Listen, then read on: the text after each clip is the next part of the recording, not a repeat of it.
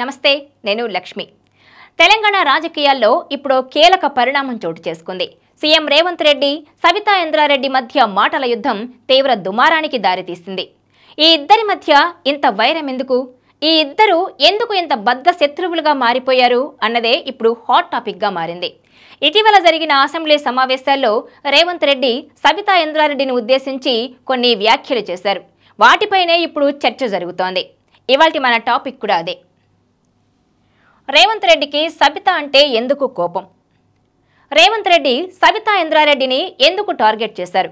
Assembly వేదికగా ఆమెను ఉద్దేశించి ఎందుకు అలాంటి వ్యాఖ్యలు చేశారు అన్నదే ఇప్పుడు ప్రశ్నార్థకంగా మారింది. 2 రోజుల క్రితం తెలంగాణ అసెంబ్లీ సమావేశాల్లో బడ్జెట్పై చర్చ సందర్భంగా కేటీఆర్ను ఉద్దేశించి కొన్ని వ్యాఖ్యలు చేశారు. నీ వెనకాల కూర్చున్న అక్కలు ఇక్కడ ఉండి చెప్పి ఇక్కడ ముంచేసి అక్కడ తేలారు. వాళ్లను నమ్ముకుంటే జూబ్లీ బస్టాండ్ అవుతుందంటూ కేటీఆర్కు సూచన చేశారు రేవంత్ రెడ్డి. రేవంత్ రెడ్డి చేసిన ఈ వ్యాఖ్యలపై సభలో తీవ్ర దుమారం రేగింది. బీఆర్ఎస్ ఎమ్మెల్యేలు స్పీకర్ పోడియంను చుట్టుముట్టి నానా హంగామా చేశారు. సభలో అంతా గందరగోళం నెలకొంది. ఈ నేపథ్యంలోనే మంత్రి సీతక్క స్పందించి రేవంత్ రెడ్డి అలాంటి వ్యాఖ్యలు ఎందుకు చేశారో వివరించే ప్రయత్నం చేశారు. 2019 ఎన్నికల సమయంలో రాహుల్ గాంధీని కలిసేందుకు ఆయన అపాయింట్మెంట్ తీసుకుని ఢిల్లీ వెళ్తుండగా నేను కూడా ఢిల్లీ వస్తున్నా అని చెప్పి అపాయింట్మెంట్ తీసుకున్న తర్వాత ఎవరు ఏం చేశారో, ఎవరు ఎవరిని మోసం చేశారో అది గుర్తు చేసుకునే రేవంత్ రెడ్డి అలాంటి వ్యాఖ్యలు చేశారని చెప్పుకొచ్చారు. ఇప్పుడు బీఆర్ఎస్ నుంచి ఇటు కాంగ్రెస్ లో చేరిన ఎమ్మెల్యేలపై అనర్హత వేటు వేయాలని గవర్నర్ను కలిసి ఫిర్యాదు చేశారని చెప్పుకొచ్చారు. ఆ తర్వాత దీనిపై ఈ పరిణామాలపై స్పందించారు డిప్యూటీ సీఎం భట్టి విక్రమార్క.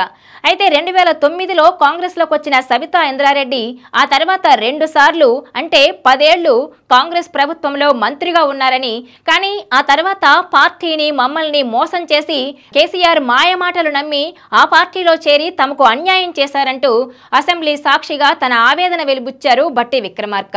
ఇటు సీఎం రేవంత్ రెడ్డి, మంత్రి సీతక్క, ఇటు డిప్యూటీ సీఎం భట్టి విక్రమార్క వ్యాఖ్యలపై స్పందించారు సబితా ఇంద్రారెడ్డి. తనకు కాంగ్రెస్ లో అన్యాయం జరిగిందని, అందుకే పార్టీ మారాల్సి వచ్చిందని తన ఆవేదన వెలిబుచ్చారు. ఓ దశలో కంటతడి కూడా పెట్టారు సబితా ఇంద్రారెడ్డి. తాను రేవంత్ రెడ్డిని ఓ సోదరుడిగా భావించానని, అలాగే పార్టీలోకి రావాలని తానే బతిమాలాడానని, పార్టీలోకి వచ్చిన తర్వాత రేవంత్ రెడ్డి గొప్ప నాయకుడవుతారని ఆశీర్వదించినట్టు చెప్పుకొచ్చారు సబితా ఇంద్రారెడ్డి.